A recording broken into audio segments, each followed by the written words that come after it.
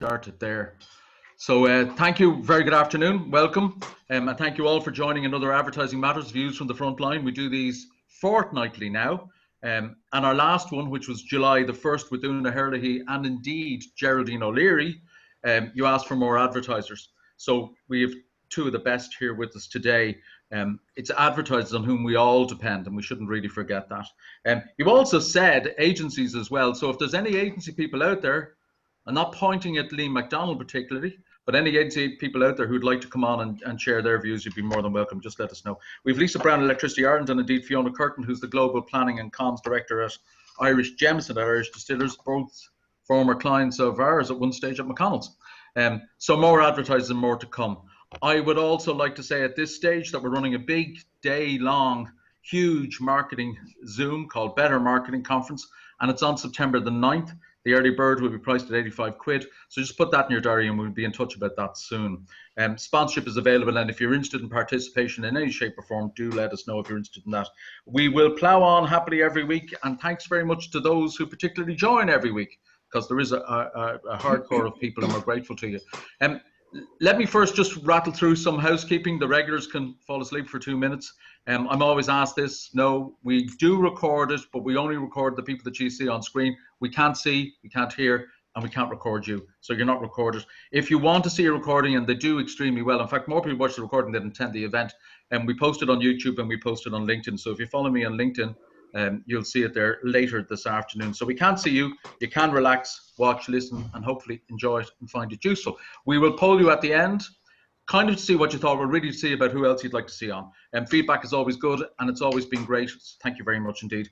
I'm Stuart Fogarty of Admatic AdTech, Streamabout the video agency, webinarsireland.com, and AFAO'Meara advertising. My job today is simply to moderate the discussion, to keep it going, and to keep it good and positive. Admatic builds self-op direct media booking engines for media owners. This is my ad. Streamabout does video, and AFAO'Meara is an advertising consultancy really directed at clients to be able to do more in-housing. And that's what we're about, both companies and brands. It's appreciated that you're here. Really hope it's a benefit. But thanks. It's over in just about an hour. We'll run it to about 2:05 p.m.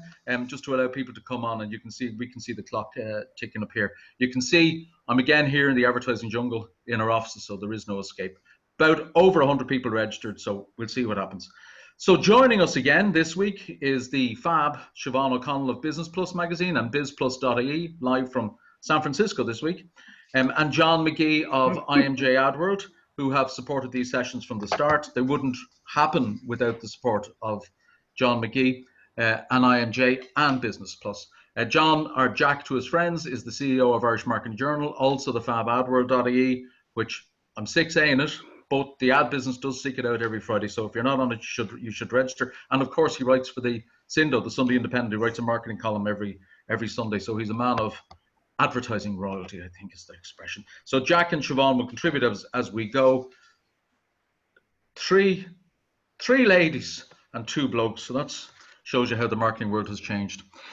Lisa Browne joins us from the ESB Group, Electric Ireland, Head of Marketing and Consumer Insights, having been Head of PR since 2008.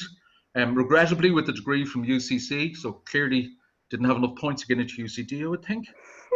Fiona Curtin. Fiona Curtin is here too. Some of us will know her a lot.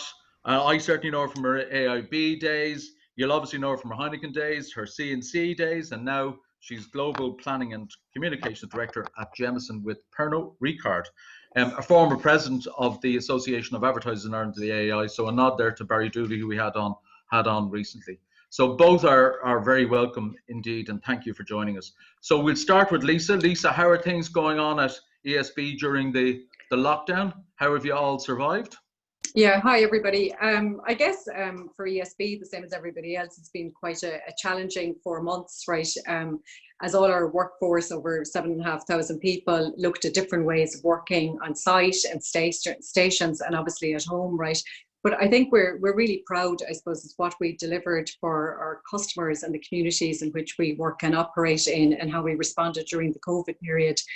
I would say ESB was particularly well prepared. We've invested a lot of time over the years in crisis management, business continuity planning, and we actually had a pandemic response plan And I suppose from December, when we saw things kind of deteriorating, we had a group of people who looked at that pandemic plan, right, and just kind of was getting ready to mobilise the business, because I suppose we're very single-minded, given, I suppose, what we are responsible for in Ireland, that we have to ensure the continuity of electricity supply above anything else to enable life to go on as normal for people, right?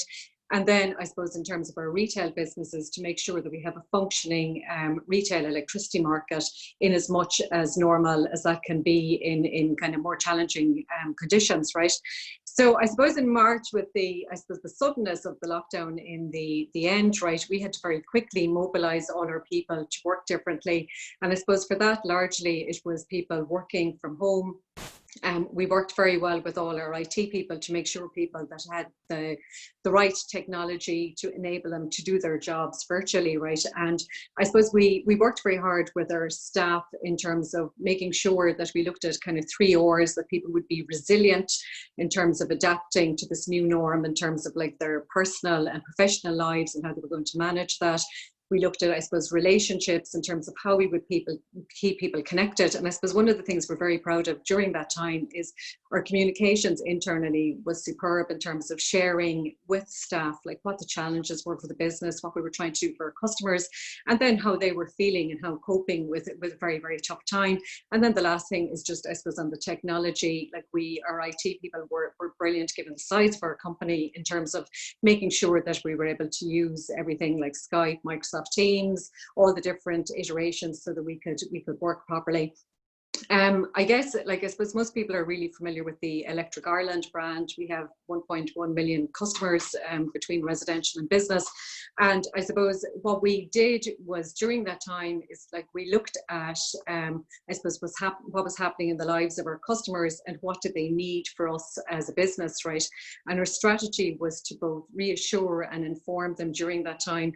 We recognized very early, like what was top of mind for people was very much, I suppose, health. It was food. It was kind of just getting on with day to day, and energy was a little bit secondary in that time, right?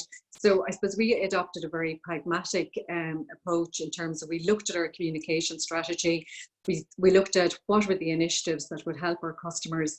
We were very fortuitous in that we had announced a price decrease before COVID. And I suppose from the 1st of April, we implemented that, where we had reduced electricity and gas prices. So we actually dialed up our communications on that to reassure customers that energy would be more affordable during a time when they were spending a lot more time at home. So that was very positive and well received. We also did a number of initiatives, I suppose, to help customers in financial difficulty. Yes. We stopped disconnections, and then we promoted all our self-service things, like giving people, I suppose, advice and energy saving tips to save money, but also do good things for the environment. And that was very good. I guess one of the things that we were, I suppose, wiped out on was our sponsorship and events, right? In that we've always deployed them very well to make our brand, I suppose, more meaningful with our customers. And one of our key sponsorships for May was Darkness into Light with Pieta House. We've sponsored that for 7 years, and people know it, trust it, love it, and value it, right? And I suppose with the lockdown, the event was cancelled. There's normally 200,000 people that go out to do Darkness into Light every year. So we had a huge challenge. So I suppose with all our sponsorships, we adopt a partnership approach. So we worked very hard with Pieta to understand how we could help them, right, given this crisis. And like they were facing huge challenge in that there was a massive demand for their services. Like we've seen research that said during the lockdown, 1 in 5 people were actually described as clinically suffering from depression. So people were quite vulnerable. They needed the support. They were seeing huge uplift in calls to their service, like something like 6,000 calls during the lockdown. So people needed help, right? But Pieta were in a crisis situation in that they're dependent on Darkness into Light for a lot of their fundraising. So we tried to figure out with them and with the help of our agencies and our own team and I suppose our own company as to what we could do and what would be the right thing to do to help people. So again, all charities were in crisis at this time in terms of fundraising. So there's huge clutter in terms of people asking for help. So I suppose one of my colleagues, Edel McCarthy, our sponsorship manager, came up with a really, I suppose, really good, strong idea to come up with the Darkness into Light Sunrise Appeal. And I suppose what we did was we called out to the people of Ireland to urgently support Pieta House, right, in terms of fundraising. And what we did then was, I suppose we did a really concentrated effort for 2 weeks, right, where we partnered with RTE on radio, digital, and we did a bespoke Late Late show on the 8th of May, where we just featured people talking about, I suppose, mental health, right? We brought Chris Hadfield, who works with us in terms of our brand campaign for Electric Ireland. So he volunteered to work on the Late Late Show and talk about mental health and positivity. We had Adam Clayton talking about, like, I suppose, his issues, right? And I suppose the program touched the heart and minds of people, so much so that it raised 2 million people €2 million that night. And over the subsequent days, like the next morning at 5 o'clock in the morning, we had our sunrise appeal, and we were kind of saying, will people do anything or not, right? And what people did, people got up in droves around the country. They got up at 5 o'clock in the morning, and the money started rolling in, right? So like that whole event raised €5 million. It was absolutely phenomenal. And I suppose for us as a company, we were hugely proud of it. It did something for the hearts and minds of our staff as well, in terms of giving something back to the communities in which we work and operate in. So I suppose that was good. I suppose just anecdotally, and I suppose with our research then, there's a general consensus that the energy market responded very well during the pandemic. Like 65% of people said that they've been very happy with the initiatives we did for customers. So I suppose where are we now? I suppose we're looking as business in terms of, I suppose, getting back to a bit of normality. We're embracing, I suppose, all the good things that happened with the lockdown in terms of remote working, and we're fostering a culture of smarter working, where we look at things like innovation, flexibility, I suppose the good things for the environment, less commuting. And I suppose over the next few weeks, we're looking at, I suppose, people coming back to the office in some shape or form, obviously in, like, I suppose, being very cognizant of the government guidelines in terms of social distancing, etc. Right? But I suppose we recognise that we need a combination of both, between remote working and I suppose engagement with people and with our customers again. So that's where we are. So overall, it's been a good experience, and we've worked very hard to deliver that. Oh, well done on Pieta House. We did Streamabout did video for Darkness into Light, and to be honest with you, without your support and other people's support, Pieta House might have been in some difficulty, exactly as you said. Tell me just very briefly, Lisa, is energy consumption well down? And also, when do you intend to get back into the office kind of thing, into normal working conditions? Yeah, I suppose energy consumption, I mean, obviously with the business closures, that obviously has an impact just because the consumption isn't there, and then residential would have gone up. But I suppose we did have a period where we had very, very fine weather. It's coming into the summer, so light and heat wouldn't be as big a demand as there would be in the winter time. So in terms of going back to the office, I suppose from the 7th of July, or sorry, from the 20th of July, next Monday, we're just looking at maybe having 5 to 10% people back to the office, right, depending on the particular office. And then I suppose from the 7th of September, we're looking to increase that capacity, and we'll use the next 7 weeks, I suppose, to learn about that experience and kind of adapt our offices and our work environment to make sure that it's safe and comfortable for people in very different conditions. Well, do you intend, sorry, just very briefly again, do you intend to keep the home working? I know, talking to RT, for example, they tend to keep that home working situation alive. Is that what you intend to do? Yeah, we do. Like, we're looking at a smart working culture, where we will have a hybrid model between office and remote working, and I suppose bringing all the good practices in terms of flexibility, I suppose all the things that are really good for the environment in terms of managing commutes, right? And I suppose just, you know, getting the balance between people's personal lives and work lives while still delivering on their objectives. So it'll be a hybrid model, Stuart. Yeah. Very good. Okay, excellent. Fiona, Curtin, presumably was whiskey consumption on the rise or on the decline, and how are things getting on there? I guess similar to Lisa, we were lucky that we had you know, a really strong kind of business continuity kind of plan in place. So, you know, the initial sort of phase was very much around health and wellness of our employees and sustainability of supply. So we kind of kicked that plan into action, with a strong sort of leadership comms plan, and made sure that our employees were sort of set up to work from home. We pivoted in January to Microsoft Teams, and so everyone was sort of well set up. We already have a sort of a smart working policy where people could work from home 1 day a week anyway, so that was sort of well kind of established in the organisation. And then I guess with the continuity of supply, obviously, the hospitality industry has been hugely impacted over the last number of years, and they are quite a pivotal part of of our business that we operate in. So it was about, shoring up the supports for the trade and making sure that we could deal with the increase in demand in the off trade, and obviously support the publicans through the sort of difficult times. I guess we were heading into a really busy period with St. Patrick's Day, as you can imagine, and it was a real sort of shock to the system in terms of, okay, how do we sort of shore up our support for bartenders who were suddenly out of work. So in the US, we launched a bartender fund just to support them at this difficult time. And then obviously very quickly it became very clear in Ireland as well that the government and the healthcare professionals needed hand sanitizers. So we were able to sort of pivot our business to sort of support that requirement on a domestic and actually kind of global front through our subsidiaries around the world, which was obviously a big piece of work in Middleton, where we had to sort of shore up that supply into Murrayview Laboratories, our partners, on the hand sanitizer front.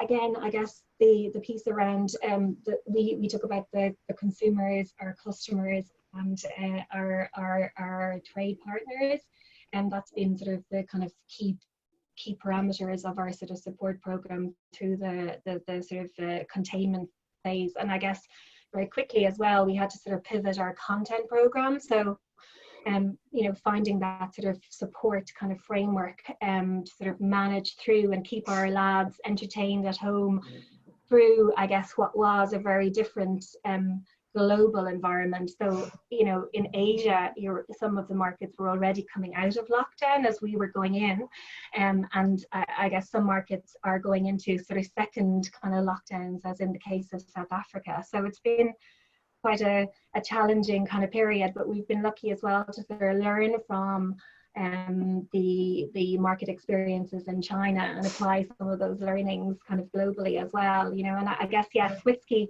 is still in huge demand. Obviously the hospitality sector has been impacted, and we've had 30 years of consecutive double-digit growth on Jameson globally, and I guess it's definitely it's hard to sort of shore up the growth on the off trade. Certainly doesn't replace the sort of pub trade by any means. So we're hoping that we'll end up the year flat, but it's going to be somewhat challenging, I think. I think, to be honest with you, a flat year would be a great result in itself. Positive. Absolutely, 100%. We have some lovely examples, of Nigeria, which have kind of broken through the sort of 60,000 case mark this year, which is phenomenal growth. And we're pushing to kind of break 1 million cases on the continent of Africa in the next kind of 3 years. So there's a huge kind of growth on that side. And obviously US has been particularly more impacted, and I guess my word of the pandemic is almost pivoting, because we're pivoting out of COVID into Black Lives Matter, and that has been a huge sort of I guess, as pubs were just opening up, there's been quite an impact on the kind of high streets of the States in relation to some of those kind of demonstrations. So it's about sort of supporting, I guess, our markets around the world and the brand and marketing managers around the world with really strong content that kind of can support them through this, and strong kind of I guess advertising as well. Okay, very good.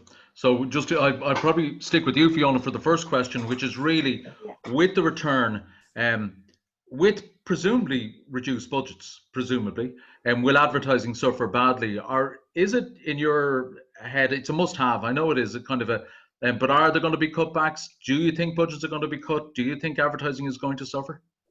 Look, it's definitely challenging times, and I think you know, we've gone in, you know, where you'd normally at this time of the year, our year ends in June, so at this time of the year you'd have a line of sight of, you know, and a confirmed budget for the year, and you'd have a certain amount of kind of clarity, and you'd be set up for the year. I guess this year it's kind of quarter by quarter. At the same time, my view is that advertising matters now more than ever, and you know, there are empirical studies that would support that, you know, brands that sort of support and advertise through periods of downturns are the ones that sort of emerge stronger at the end. So I think there's really strong empirical evidence to sort of show that we have to continue the investment in our brands, and it would be detrimental sort of pull.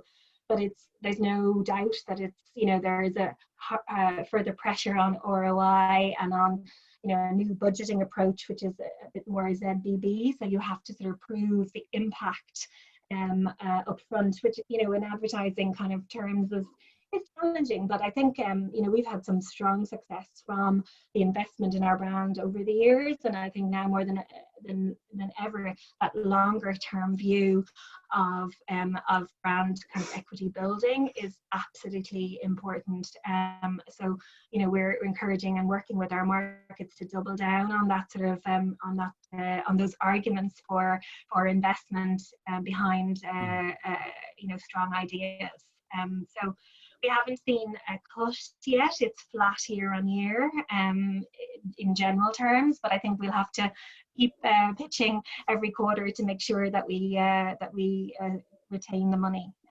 But for me, it's absolutely imperative that we continue to yes, invest. on the proviso, which is always that the business has the money to be able to invest in the advertising. So fundamentally, it starts with the money as well. Now, you're fortunate because obviously it's a very successful business.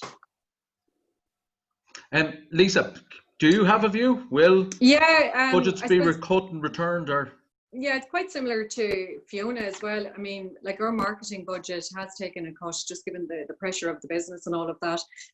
But I suppose some of it has kind of been natural in that an awful lot of things we do, like in terms of, like, you know, sales events like Ploughing Championship, Bloom, Ideal Homes and things like that were cancelled, right? So they're just not happening. So I suppose there was kind of natural savings there as such, right, that was very helpful for the business in one way, but it obviously has a big impact in terms of our brand and our ability to sell to customers, right? But I suppose in terms of advertising, there's huge challenge internally in our business in terms of, like, demonstrating the return on investment. But we've protected our advertising budget. I suppose we firmly believe, I suppose, in terms of managing things like our share of voice, in terms of a very, very aggressive competitive marketplace. I suppose building a brand that people continue to trust. And I suppose what we have seen, like, we're testing with customers all the time, like that, I suppose trust is so important to customers in times of uncertainty. So I suppose we've dialed up our brand in terms of those, the metrics, and just kind of getting people, I suppose, to trust Electric Ireland and be assured that we're doing the right thing and we're there to help them. So we actually haven't cut any spend on advertising, but what we have done is, with the help of our agencies, I suppose, being much more innovative in terms of, I suppose, our media buying strategy, that we've worked in terms of, I suppose, the changing consumer consumption habits, right? And I suppose we've looked at, I suppose, with the pool of money we have, right, like, instead of doing maybe a 60-second advert, you know, reducing it down to 10 seconds and just getting messages done in a different way. So we've had to push ourselves to be innovative really in terms of managing this. But you don't see necessarily a budget cut per se. No, like, again, the same as Fiona, it's quarter by quarter, like, you know, it depends on the results, the performance, right? And then arguing the case as to why we do this, and making sure as a business that everybody believes it's the right thing to do, and justifying that, right? So it's you know, I suppose it's really challenging for everybody. Yeah. Siobhan, you're at the coalface. Really challenging? Yes, I'm down the coal line. Is it challenging? Yes, of course it's challenging, but, you know, in the same way that clients have to be innovative and smart, so too do publishers in how they present their advertising, you know, options to clients, be it across print, online, social, or whatever that may be. I mean, I was reading, it's interesting, good to hear from both Fiona there and Lisa that they're holding on to their budgets, because I was reading some material during the week on WARC, the World Advertising Research Centre, and they were saying that, you know, global advertising was predicted to grow at a clip of some 7.1% in 2020, and now they're saying more likely to fall by about 11.8%, so what, 12%. Now, they're saying, interestingly, that every industry, bar one, was going to see a reduction in spending. And the one industry, the one category that WARC is saying is going to buck the trend, drum roll, is telecoms and utilities. So they're saying that was actually going to see, Lisa, an increase in ad spending throughout the year. Now, they're also saying 2021 shows signs of recovery, but perhaps that's a reflection of how steep the decline is going to be in 2020. Now, underpinning all of this, of course, is the consumer mindset coming out of COVID and into the weeks and months ahead. And that's where I think market research is going to play a hugely important role for brands as they seek to, you know, delve into the thoughts and thinking of consumers. Because in a, you know, it's all well and good in a frothy market. Consumers will spend money. It doesn't matter, you know, how good the advertising and the marketing is. Consumers feel good about the economy. They feel good about life. They've got money in their pocket and they're going to spend. What is the consumer mindset now as we move into these weeks and months ahead? Are they cautious? Are they feeling brave because they feel governments and economies have coped well with this? You know, are we going to see a setback now with, you know, government, you know, messaging from yesterday and from Netflix messaging to say that pubs unlikely to reopen on July 20th. That's an issue that Fiona obviously is very keenly aware of. And that's the big challenge for brands. And it's a challenge for government as well to foster a sense of positivity in the economy that makes the consumer feel good about life, feels good about going out, feels good about spending a bit of money. And that's the big challenge. Yes, and provided you have the money, apart from anything else, and that's. But it's also sentiment, and that comes from the top. Sentiment is hugely important. Absolutely. I think we also have to package this. Sorry, Fiona, go ahead. No, sorry. I guess your point on market research is so important. Like, it's keeping your finger on the thumb and on the pulse of the changing kind of dynamics and sort of mindset of the consumers. At the moment, I guess we partner with TBWA. They have a 100 Voices program just to make sure that we're kind of listening to the sentiment of the world, I guess, as it relates to socializing in real life, but also in virtual kind of networks, and also with our partners, and they have youth labs. So we definitely try to keep close to the consumer, and you know, it's quite different, and the mindset is quite different. So in South Africa, obviously, it's really retrenched again this week because they've kind of gone back into lockdown. In Korea, we were filming yesterday, and I was watching it remotely. So there's different pieces happening everywhere, and it's sort of stay close to the consumer kind of mindset and understand their needs and motivations. And I think, you know, security and safety as we kind of emerge from our cocoon is actually a priority for consumers. So we're seeing from the recent sort of pulse trackers, like they're definitely looking to kind of get out, but it's sort of in their closer network first, and then they'll kind of go a little bit further. And I think, you know, it's up to the industry as well to make sure that those safety parameters are in place, and we're working kind of with the pub trade to make sure that, you know, we can that they can offer the best service to their consumers. And like, I've been out a little bit in the last week, and it's heartening to see, you know, obviously those outlets with food offerings, you know, really respect, I guess, the guidance that's been given, and you know, we're hopeful that that Monday will proceed. But equally, you know, if it's delayed a week, you know, public health is a priority, and we're totally cognizant of that. And I think the consumers are definitely looking for a bit of positivity and hope, and kind of getting back to socializing in real life, I think, and having that sort of just natural interactions that we've been missing a little bit in the last 4 months. John, will you be there on Monday? No. Or will advertising budgets be cut and set back? And well, it's interesting. The IPA in the UK came out yesterday with its Bellwether report, and basically the headline figures, I think 65% of all of those surveyed said that advertising spend was down, and this is for Q2, and I think 13% said it was up. I think there's an element of government services there, right? So overall, I mean, the Bellwether tracks kind of sentiment, but also spend in the UK. So why is that important to Ireland? Well, about 30% of investment stroke marketing decisions are made in the UK. So, I think it's probably fair to say that we're tracking the UK to some extent in certain sectors. So, that, as I said, that's for Q2. So Q3 is probably more of the same. So, there's obviously differences between sectors, so things like non-essential retail were down, events like, cinema, theatre, live gigs, which is a big advertiser, they're way down. Travel and airlines, obviously, two of the biggest in terms of advertising spend, they're way down. So, I think, as I said, we probably track the UK in many respects. So that's in the absence of any kind of survey here in Ireland. I always feel that the UK, the IPA Bellwether Report gives a kind of a good helicopter view of what's happening in the marketplace. But it's also worth noting that the sentiment expressed by marketers in the report is the worst ever in its history, and far worse than in 2008, 2009, which gives you some indication of how marketers are feeling. And as I said, this is the UK, but I think probably in Ireland there's a lot of people still concerned in the marketing community.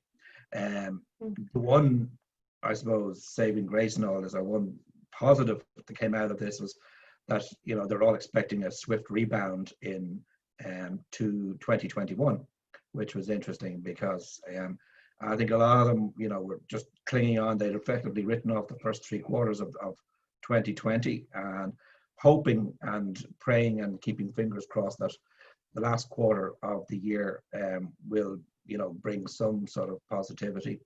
But I think by and large most people have written off 2020 and are looking forward to 2021. Now, a couple of caveats and all that. This is a UK report, so there's also some Brexit negativity in there as well, which Brexit is that topic that we're kind of afraid to discuss at the moment, but it's there, it's going on in the background, and it's an inevitability. So from our point of view here in Ireland, yeah, it's not a good thing, and it's probably not top of our agenda. It's not registering as much as the ongoing pandemic is, but we'll have to revisit that at some stage, I'm sure. I think the sectoral thing as well makes some sense because, again, we also have to judge it by what we hear up here from media owners. And I mean, I think the best numbers we've seen are minus 35%, and that was RTE Television, which is a tremendous result. And in fact, RTE Radio was holding up, but they were the best because most media owners are saying 50%, 60%, minus 50, minus 60%. Yeah, sure. Just on that, I don't know if it's quite as bad though. Okay, yeah. For media owners, I mean, good. Okay, let's put this into context. It's all relative. If we get to the end of the year and we can say, which is what we'd be tracking, if you're down 25, 30%, that's going to be a good year. So, it's funny how your parameters have changed, like from looking forward to a positivity factor of X, you're now looking at a negativity of Y. But I've seen encouraging, feedback from clients and indeed agencies in the last 2 or 3 weeks planning for the last quarter. And, it's encouraging. So I'm not, I think we just have to hold on to the positivity where we can find it, not get too mired down in a sense of doom and gloom, accept this is where we are and just deal with it and just, try and do the best, but not to get too, I think it's important for the industry that we don't become too negative and become too immersed in our own woe is me. Yeah, I would agree with that, what Siobhan is saying, right? Like, we track customer sentiment all the time, but I think 2020 is quite a schizophrenic year, that people are up, then they're down.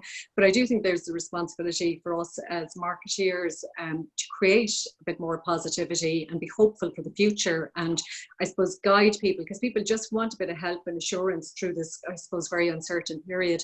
So I think like that's part of our responsibility in terms of, I suppose, helping our businesses and our customers, that we do have to find ways to do that, because I think people's heads over the last few months, like in March and April, it was all COVID. Now there's little gems of positivity coming in, then there's little bits of doubt happening now again for the summertime, right? That, you know, everything, life is so uncertain. So I think for brands, it's to try and map out a journey of positivity, a little bit of confidence back into the market. So I do think that there is a role for people to do that in our industry.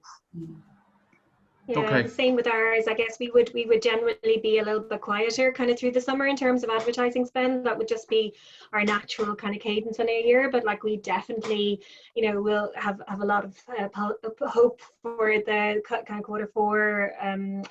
You know, that's a huge spike for us as well, and having missed out on, I guess, the St. Patrick's Day kind of piece, we really have to double down and I guess kind of almost overinvest to sort of to support, you know, and like Lisa, I guess it's making sure that the trade have the support, making sure the consumers, you know, have that sort of breadth of assets, and you know, we're kind of heading into sort of some new partnerships because of like Lisa having had to sort of pull from some of our kind of you know, more sponsorship-led activity or event-led activity. So, you know, it's definitely finding new ways to do things and new ways to connect with consumers. But I'm still, you know, very hopeful for a good Q4, you know.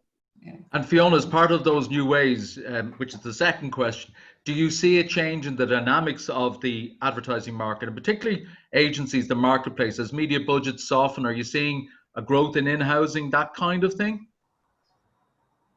Yeah, so I guess we're, you know, yes, in a way, like I guess at a global level, for Jameson, what we do is provide sort of strategic support and kind of direction on sort of media. I don't actually do the buying on, that's kind of managed by the affiliates in each sort of market. So I guess we have a global media desk for more programmatic, and then everything else is market by market. So you know, but in the US, which would be our biggest market, for example, it's you know, we're very reliant on our agencies to sort of support strategically and then operationally, and I think, you know, for me, it's you know, it's definitely a mix in that ecosystem. I mean, I guess, you know, we have seen new channels emerging. I guess, you know, the growth of TikTok kind of driven, I guess, pandemic. Now we can't use it as alcohol because it's not age gated, but obviously that creative style, we have to be very cognizant of it and make sure, you know, that we're understanding its impact on, you know, Instagram and other sort of channels. So yeah, we're definitely seeing some changes in channel preferences. Obviously our e-commerce channel has hugely taken off kind of through and it's up I think 46% on last year, which is you know, and that sort of more personalized kind of comms messaging is also really important for us to, you know, hit those kind of tiny moments that matter in the lives of our consumers, like from Father's Day to Halloween to, you know, World Whiskey Day. And I guess we were lucky to be able to open the doors virtually for World Whiskey Day, where we literally had a live broadcast from Bow Street to the world, and kind of talk to bartenders in South Africa, the US, you know. So I guess buying a little bit differently kind of to support that, and testing and learning and optimizing some of those. But for me, I guess the ecosystem is definitely really important. The agencies as that sort of strategic kind of guardianship, and those kind of people that are stretching us to think bigger and braver. And then I guess, yes, we have in-house some activities. So we have an in-house studio, but we work very seamlessly with our partner agencies, you know, from a creative perspective. And on media, I guess it's much more around that consult piece, and we've worked kind of really strong with partners on Roscoe and Accenture on that, in terms of really stretching that drive for equity building and sort of investment ahead of the curve, and that sort of you know, effectiveness model given the new context again on Amazon, Google, Facebook, you know, those big ones. You know, we have pulled most spend from Facebook for the month of July, and we're working kind of hard with them in the US to sort of really, you know, change their model. So yeah, like lots of changes, but I think it's a balanced ecosystem with everyone playing their part, in my view. Okay, and again, it's in that media buying space, in particular. I know you're doing your own programmatic. Lisa, do you see changes in that dynamism? Yeah, I suppose there is, like, it's something that we're always monitoring and evolving and adapting to suit, I suppose, our business requirements and what's happening out in the marketplace. Like, we've invested quite heavily over the last few years in terms of bringing in really specialist people into our marketing team, I suppose, to equip us to get the best value from the partnerships we have with our agencies as well, so that, like, we have the intellect, the skill, the talent in-house.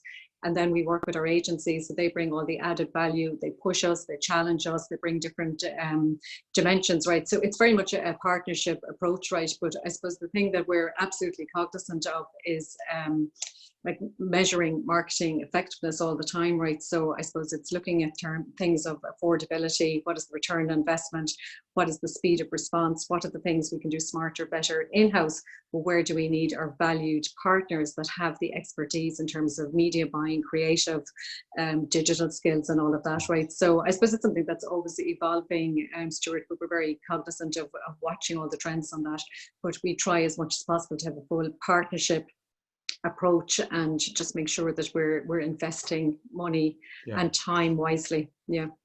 The American Association of Advertisers say that 78% of their clients are doing exactly what you're doing in that sense. Yeah. John, do you have a view on this? We've talked about it before though, but do you want to talk about it? Sorry, what was the question, Stuart? The question was the change in the can't say I blame you. It's my fault. Sorry. The dynamics of the market are changing, and particularly on the media side, as media rates are softening, that you're getting a more change in particularly in media buying terms. Yeah, absolutely. What's the question? I mean, there's never been a better time to actually buy media at the moment. It's probably at historical lows, whether it's radio, TV, print, and even online. You know. And one of the things that, you know, I think one of the big winners in all of this over lockdown has been digital. I mean, there was a report out there today from the guys in Wolfgang Digital, which showed research that they carried out, which showed that online retail sales in Ireland were up 113% on pre-COVID levels, right, which is astonishing, right? So even taking the month of June alone, they were up 92%, and if you recall, June was when retail started to reopen again. So effectively, you know, COVID has propelled the Irish online economy into 2024, and you know, in the space of 4 months, it has managed to, you know, significantly increase. So that's been a huge development, and I think, you know, we talked here before on this webinar about, you know, people forming certain habits during lockdown, and you know, one of those habits was buying online, and I think those habits are going to stick. Yes, there is people will still like to go to retail malls and stores and look and things. You can't try stuff on anymore, but you can still go to shops. And my own local retail outlet, our Dundrum Town Centre, I was over there at the weekend. It was just practically deserted. So people are still a little bit cautious about going into shopping centres. And so I think, you know, you will continue to see a lot more brands invest in online, particularly retailers. And, you know, I know of a couple of retailers who have a very limited online presence, but they're looking at ramping that up significantly. I think the government's scheme to introduce innovation vouchers and, you know, to help businesses ramp up their digital presence, that has been oversubscribed by 3 or 4 times. And from talking to different digital agencies around the country over the last couple of weeks, you know, one of the big things for them is e-commerce. The big growth areas for them is e-commerce. So enabling some of their clients to sell online. And I think that's been an extraordinary thing to happen over lockdown. And as I said, these habits, I think, you know, it takes 66 days to form a habit. I think these habits will stick. So that's going to pose all kinds of challenges for brands. You know, whether it's even in the booze industry, you know, whether you sell direct to the consumer, and you know, there are lots of I know drink brands around the world looking at that. Maybe it's something that Irish distillers, Pernod Ricard might be doing in the future. But I you know, but beyond even that, there's, you know, everybody who's selling a product, you know, has to look at online and has to look at, you know, ramping up their e-commerce capabilities. Yeah, we've seen a huge kind of proliferation in the e-commerce business, and obviously we can sort of supply alcohol to some markets and not to others. So in the US, we would partner with Drizzly in the US to do that, and then I guess the ROI piece is much more, you know, tangible. But equally, I think there's a huge opportunity because we've seen a huge growth in hometainment as well. So, you know, almost a platform-based approach to sort of supporting our consumers' needs, you know, at home as well as in trade. So we, you know, it's definitely not a replacement for the on-trade or the off-trade. They're really important kind of parts of our business. But it's good to, I guess, give people the choice, and certainly we've seen huge increase this year on e-commerce. I think I've been saying it for 150 years. I think COVID-19 has proved that you know, you have to, all businesses are online businesses, but that may have an impact. I'm going to ask Siobhan now. That may have an impact in the manner in which advertising money is spent, and therefore, because I've an online business, I may go more digital. So Siobhan, do you have a few? What I find very interesting about the whole digital conversation is what we've seen in the last 2 to 3 weeks about brand safety online. So, you know, we're seeing that digital advertising on platforms, the duopoly as we call them, Facebook, Google and Alibaba, you know, the triopoly, if that's a word, but that's going to overtake spending on traditional media for the first time this year. So that's a very historic development for a digital revolution that has been going, since the millennium, when internet advertising, the internet accounted for something like 2% of all advertising spend. So you can see how far it has come. But I think what we've seen in the last 2 to 3 weeks is big brands, and indeed small brands, looking more closely at these platforms and asking more inquisitive questions about the content that is being perpetrated across these platforms, and what are the implications it has for their brand and their brand safety and their reputation. And that's something we haven't seen before. And I think that's very, very interesting. And I think that's where you could see a shift in online buying patterns in the months and indeed years ahead, as brands decide, well, let's not put 90% of our money on Facebook and Google. Are there other ways that we can have a digital presence without putting everything into that one basket? You know, and I'm speaking as a publisher now, but publishers have long been, you know, raising their hands saying, you know, have you considered the idea of direct buying, for example, you know, for context, for everything else for your brand? And I was just looking at something like the Washington Post now, for example, in the United States, that has its own purpose-built ad tech called Zeus. And I think you're going to see more of that. I think you could see publishers coming together and offering advertisers a combined audience across their different platforms, be they competing platforms, but still as a way to counter the massive influence that the Googles and the Facebooks have currently in the marketplace. And that's a great ad for Admatic. Thank you very much indeed, even though you didn't intend it. That wasn't my intention, but there you go. I know it wasn't your intention, but that's what we're trying to do.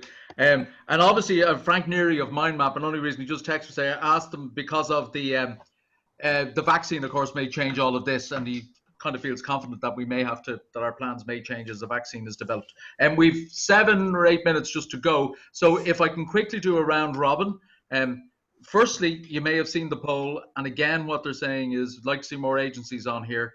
And the answer to that is, would agencies ever pick up the phone, and I know John McGee and me know them well, and actually be prepared to come on? That's the question, not can we get more agencies? We know them all.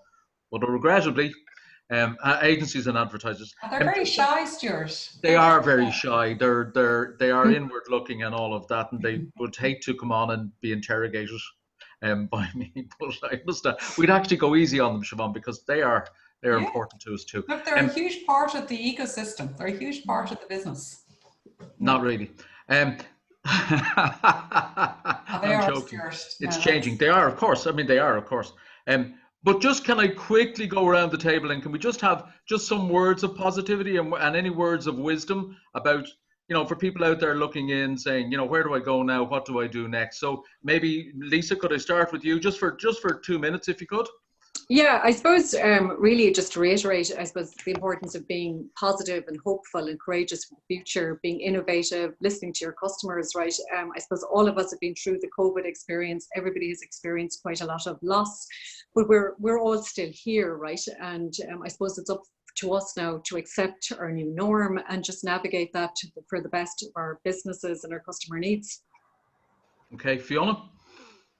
I think it's quite similar, I guess, the power of, decisive action and kind of transparency in communications, like making sure that you have those sort of lines open, even if it's a virtual world, making sure that you over communicate and kind of keep the team with you on the journey. I think, there's nothing as certain as change. This has kind of been quite abrupt change, but I guess it's also brought about new kind of more agile ways of working. And I think, proving that we can pivot and we can kind of zig and zag, and we can zag when others are zigging. So I think, for me, it's about being creative, being innovative, being brave, and being distinctive, and I guess the sort of words that probably, for me, that's resonating most in terms of how brands kind of build meaning going forward is around that empathy. So, keeping your eyes and ears open to the evolving kind of world around us, and being able to, adapt and edit kind of comms to sort of support, I guess, consumers as they come through this difficult time. Absolutely. And apropos of what you said earlier about the changing consumer and changing outlook of the consumer, that word empathy is a great word from a marketeer as well, to be honest. John McGee, words of wisdom. Yeah, I remember the outset of all of this back in March. I remember I wrote a piece in the Sunday Independent, and I think I name-checked Irish Distillers for its efforts to address the issues that were rising in terms of hand washes and sanitizers and stuff like that. And that was good, in my view, it was good corporate citizenship. Electric Ireland and not doing implementing disconnections, all that kind of, I think brands need to continue to do kind of work like that, show that they, are good corporate citizens, and I think, Irish Distillers is not the only one. Diageo did a fund for its bar staff, and there's lots of companies around the country that did really good, clever work, and it meant a lot to communities. And that for me was a big eye opener. And because historically a lot of brands, talk about the importance of good corporate governance, and but to see this kind of in action, during one of the most testing times in our history, well, that was, to me, that was brilliant, and it feeds into all this bigger thing, customer experience that is hugely important. I think brands need to continue to focus on, and all the constituent elements of customer experience. And I think COVID has taught us all that we need to focus more about consumers, or focus more on consumers. What do they want? The needs of consumers post-COVID. What are they going to be like? And that feeds back into that market research piece we talked about earlier. To keep an eye on what is going on, the consumer mindset, and what are the trends, and how can simple little things be addressed, and to make, the customer feel a bit loved, wanted, to make the customer feel better about, emerging post-COVID. So little things like that. And also, obviously, brands will need to continue to innovate and, come up with new solutions to roll out their products and services. And so, but again, the customer thing, we should not lose sight of that ever again. I think that's hugely important. And when you said, Mark, in action, you meant in action is 2 words rather than in action. Yes, basically. Siobhan, last word. You have 3 minutes. Okay, I would say to media owners, big, small, across any platform, be positive, remain positive, continue to innovate and pivot, and don't get disheartened. To the brands, I would say, you know, look to ways that you can include Indigenous media more in your plans in the next 12 months than you might have done heretofore. I think one thing that's come out of the lockdown, everybody's been talking to each other an awful lot more. And I think that's really positive, and let's try and hold on to that. To consumers, I would say, go out and buy something. Go buy a drink in a pub. Go buy a meal in a restaurant and wear a mask. And I stopped saying go buy Business Plus magazine. You did. Well, they do that anyway, Stuart, so it's okay. I do. Yeah. I do understand. Ladies and gentlemen, that's 2 o'clock, so that's a wrap. Thank you very much, Siobhan. Thank you very much, Lisa. Thank you very much, Fiona, Curtin, and thank you very much, as always, John McGee. And thank you very much indeed for watching and for watching. It's a pleasure to have you. Wash Hopefully, your Jack. Yeah, wash your hands. Yeah. Jack, you don't need on Zoom to do that. I had actually a client came on Zoom wearing a high visibility vest. You don't need to do that either. Hopefully, in 2 weeks, Jack and Siobhan will be back with Virgin's Ian Byrne anyway. So we'll talk that. So just for now, we'll just casually and very coolly, because we're very cool people, just give a gentle wave to say goodbye. Thank you all very much indeed. Thank you. I hope you enjoyed that. And thank you very much. Bye. Cheers. Bye. Thanks, everybody. Thank you.